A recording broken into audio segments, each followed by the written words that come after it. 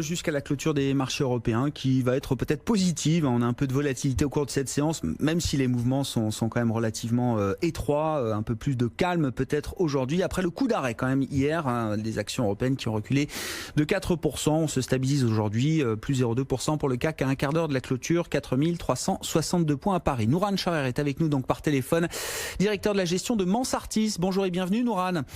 Bonjour Grégoire. Merci d'être avec nous en commentaire de marché pour évaluer la situation immédiate. On a eu la chute libre, bien sûr, et puis le rebond quand même de 20-25% depuis mi-mars, fin mars pour les indices européens. On a repris, plus de 20% quand même sur nos indices européens. Est-ce qu'on est confortable avec ce niveau? Est-ce qu'à ce niveau-là, il y a un risque de déception majeur encore devant nous? Comment vous évaluez la situation actuelle? Alors, c'est vrai qu'on a eu un rebond qui était assez spectaculaire des marchés actions, qui était presque aussi spectaculaire que la baisse que l'on a eue mi-mars, qui était quand même d'une ampleur et d'une rapidité relativement peu comparables aux crises historiques, alors même que finalement la nature de la crise était plus de nature conjoncturelle plus que structurelle. Donc c'est vrai, vous l'avez dit, les marchés depuis ont rebondi. On rebondit, pourquoi? Parce que justement on a eu en fait c'est la confirmation grâce aux différentes politiques économiques, que ce soit les politiques budgétaires ou que ce soit les politiques monétaires, qui ont finalement donné le sentiment que tout était mis en place pour qu'on soit vraiment dans une crise qui soit plutôt, transitoire ou en tout cas pas systémique. Donc aujourd'hui, je trouve qu'on est plutôt dans un marché qui est plutôt rationnel. Est-ce que on a un risque de déception après cette hausse relativement importante des marchés? Oui, je pense, mais je pense qu'elle est relativement limitée. Alors oui, parce que quand on regarde finalement un petit peu les croissances bénéficiaires des analystes, elles sont pas complètement prises en considération, elles sont pas complètement en ligne avec les scénarios un peu récessifs que l'on peut avoir. Et c'est d'autant plus compliqué aujourd'hui pour les analystes de modéliser un scénario que les entreprises elles-mêmes, en fait, sont dans l'incapacité de modéliser l'impact de l'arrêt de l'activité sur leur chiffre d'affaires.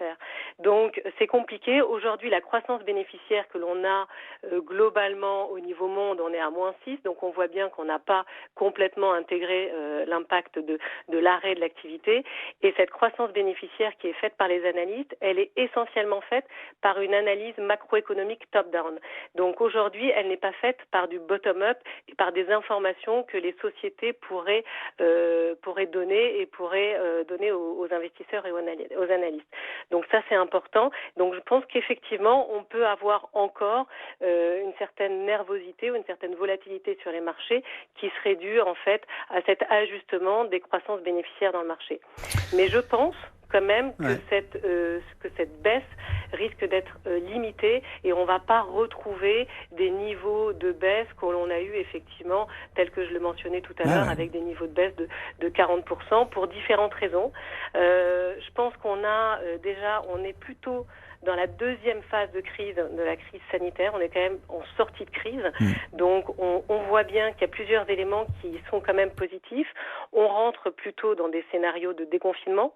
Donc ça, c'est important. Alors, qui reste à confirmer dans leur mise en place, c'est-à-dire qu'on ne sait pas encore si on sera en déconfinement total ou partiel, mais ce qu'on sait, c'est que dans un mois, globalement, les pays développés, en Europe en tout cas, on va être en déconfinement. Ça, c'est la première chose. La deuxième chose qui est plutôt positive et qui est assez intéressante, c'est qu'on n'est plus dans cet environnement anxiogène. C'est-à-dire qu'on sent bien que l'ensemble des pays a finalement la même courbe d'apprentissage et qu'aujourd'hui, on a des pays qui sont en avance sur cette courbe d'apprentissage. Et cette courbe d'apprentissage, ça a été la propagation, le confinement et le déconfinement. Donc alors que quand la crise est sortie, cette crise sanitaire est sortie, on avait on était dans une crise un peu anxiogène avec cette incertitude majeure.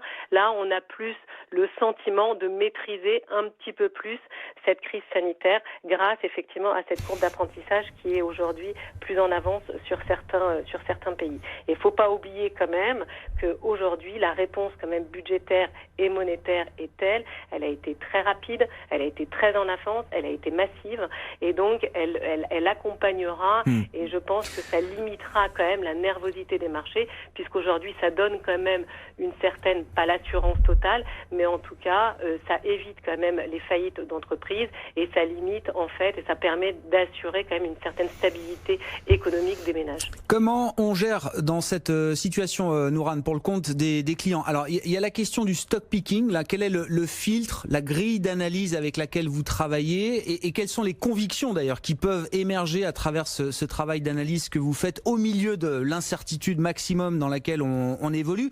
Et puis il y a peut-être avant cela même encore une fois, comment est-ce qu'on défend ces investissements, Nourane, dans les fonds et les stratégies que vous proposez pour vos clients là? Quelles sont les lignes de défense qui fonctionnent, qui ont été éprouvées à travers la crise de marché qu'on connaît depuis 1 mois et demi? Alors je dirais que ce qui est important surtout, c'est d'avoir toujours la même ligne directrice, quels que soient les environnements de marché. Et surtout, ce qui est important, c'est pas d'adapter sa gestion en fonction en fait de cet environnement-là, mais d'avoir un process de gestion qui soit identique. Et donc nous, on a effectivement ces lignes directrices, ce processus de gestion qui nous a on a le même depuis plusieurs années, qui nous a amené finalement à surperformer dans des périodes de hausse de marché comme l'année dernière et qui nous a permis en fait d'amortir les baisses de marché comme cette année. Alors ce processus de gestion en fait s'attache finalement à sélectionner des valeurs de croissance, des valeurs de croissance forte, structurelle et peu endettée. À travers, là je le résume grossièrement, mais à travers globalement 2 filtres. On a le filtre quantitatif qui nous permet de nous assurer de la solidité bilancielle des sociétés que l'on sélectionne. Et ensuite, on a une analyse qualitative au-delà de l'analyse du business model sur la pérennité de la croissance. Et en fait, ces 2 éléments d'analyse nous ont permis aujourd'hui de ne pas être présents sur les secteurs qui ont été le plus fragilisés par la crise. Donc, on n'est pas présent aujourd'hui ni sur les valeurs pétrolières, ni sur les valeurs bancaires, ni sur les valeurs aéronautiques, ni sur les valeurs automobiles et pas sur le tourisme. Et donc, c'est des secteurs en fait qui ont pâti en fait, qui aujourd'hui ont été très fragilisés dans la crise, qui ont baissé de l'ordre de 40%. Et quand on n'est pas sur ces secteurs-là, et quand on est effectivement au contraire sur des valeurs de croissance qui sont soutenues par des moteurs de croissance structurelle forts, effectivement, on arrive en fait à afficher des performances qui sont meilleures que celles des marchés. Est-ce qu'il faut tout renverser pour profiter de la reprise économique, Nourane?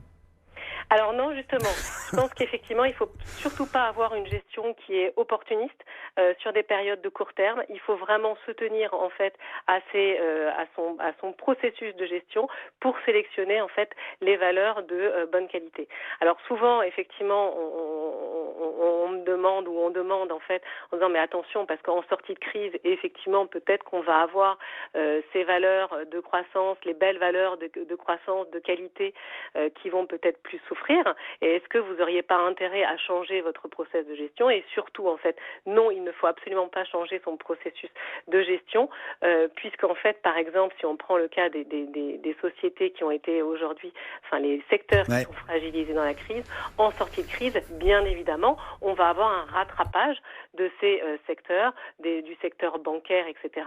Mais ce sera des rattrapages de court terme et qui seront plutôt lié à une correction d'excès, en fait, à la dévalorisation que l'on aura connue sur ces secteurs-là.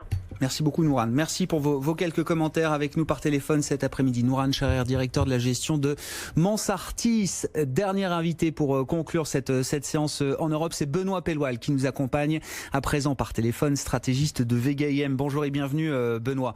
Là aussi, même question, commentaire de marché. Tout le monde a l'air très méfiant après ce rebond de 20-25%. Dans quelle mesure est-ce qu'il faut se méfier de ce rebond et dans quelle mesure est-ce qu'il faut envisager des déceptions, peut-être encore fortes à venir devant nous, Benoît?